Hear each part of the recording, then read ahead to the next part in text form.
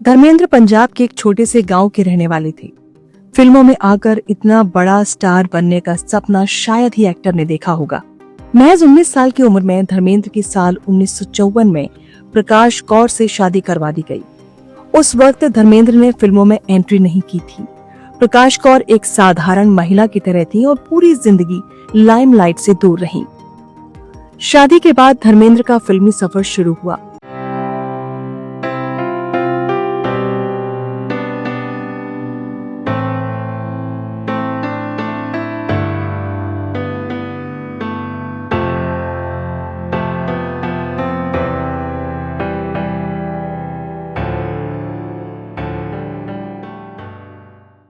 फिल्मों में आने के बाद धर्मेंद्र ने हसीनाओं का ग्लैमर देखा। इसे देखकर धर्मेंद्र कई बार अपना दिल हार बैठे। धर्मेंद्र तब तक 4 बच्चों के पिता बन चुके थे, लेकिन इसके बाद भी वो एक अच्छे पति कभी नहीं बन पाए। मीडिया से दूर रहने वाली प्रकाश कौर को आए दिन अपने पति के अफेयर के बारे में पता चलता, पर बच्चों की खातिर वो धर्मेंद्र का साथ कभी नहीं छोड़ती। हद तो तब हो गई जब प्रकाश कौर को धर्मेंद्र और हेमा मालिनी के रिश्ते के बारे में पता चला। उस वक्त हेमा मालिनी से शादी के लिए धर्मेंद्र प्रकाश कौर को तलाक तक देने के लिए तैयार हो गए थे, लेकिन प्रकाश कौर ने ऐसा करने से साफ इनकार कर दिया। कहीं ना कहीं धर्मेंद्र भी प्रकाश कौर को अकेला नहीं छोड़ना चाहते थे, इसलिए धर्म बदलकर धर्मेंद्र ने हेमा संग शादी रचा ली। हेमा मालिनी के प्यार में पड़ने से पहले धर्मेंद्र का नाम उस वक्त की टॉप हीरोइनों जैसे मीना कुमारी और सायरा बानो के साथ भी जुड़ा। कहते हैं कि 60 के दशक में धर्मेंद्र के करियर को आकार देने में मीना कुमारी का बड़ा रोल रहा। 1979 में धर्मेंद्र और हेमा मालिनी ने इस्लाम धर्म अपनाने का फैसला किया ताकि वो कानूनी रूप से शादी कर सके, क्योंकि धर्मेंद्र की पहली पत्नी प्रकाश कौर ने अलग होने से साफ इनकार कर दिया था। हेमा मालिनी और धर्मेंद्र ने 21 अगस्त 1979 को मुंबई में शादी की। उनका निकाह मौलाना काजी अब्दुल्ला फैजाबादी ने मुस्लिम कानून के अनुसार 1,11,000 रुपए के मेहर के साथ संपन्न करवाया। धर्मेंद्र ने जब हेमा मालिनी से शादी की तब प्रकाश कौर के साथ शादीशुदा थे और तब तक वो 4 बच्चों के पिता बन चुके थे।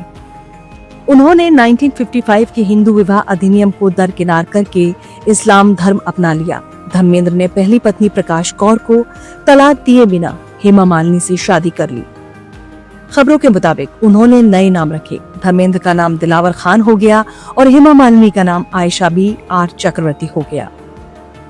धर्मेंद्र और हेमा मालिनी की उम्र में 13 साल का अंतर था। धर्मेंद्र ने प्रकाश कौर के संग 1954 में शादी की और इस दौरान हेमा मालिनी की उम्र महज 6 साल थी। सब कुछ देखकर भी धर्मेंद्र की पहली पत्नी प्रकाश कौर चुप रही। शायद ही कोई महिला होगी जो इस तरह से अपने पति को दूसरी शादी करते हुए देखकर भी चुप रहे। हर कोई हेमा मालिनी और धर्मेंद्र के प्यार की बातें करते हैं, लेकिन जो दर्द प्रकाश कौर ने झेला वो किसी ने नहीं सोचा। हालांकि प्रकाश कौर कभी किसी मीडिया हाउस को इंटरव्यू देने के लिए उस वक्त तो तैयार नहीं हुई। वैसे लाख कोशिशों के बाद उन्होंने एक इंटरव्यू दिया जिसमें उन्होंने साफ कहा कि धर्मेंद्र उनके लिए एक अच्छे पति साबित नहीं हो सके, लेकिन वो एक बेहतरीन पिता हैं। हेमा मालिनी के बारे में जब प्रकाश कौर से इंटरव्यू में पूछा गया तो उन्होंने हेमा के लिए एक भी गलत शब्द का इस्तेमाल नहीं किया। साथ ही हाउसवाइफ प्रकाश कौर ने कहा कि वो हेमा को गलत नहीं मानती, लेकिन अगर वो उनकी जगह होती तो कभी ऐसा नहीं करती। हेमा मालिनी और धर्मेंद्र की प्रेम कहानी भले ही फिल्मी हो, लेकिन जिस तरह से पति से धोखा मिलने के बाद भी प्रकाश कौर धर्मेंद्र के साथ हर मोड़ पर खड़ी रही, ये काबिले तारीफ है। प्रकाश कौर ने धर्मेंद्र के साथ अपना रिश्ता कभी खत्म नहीं किया।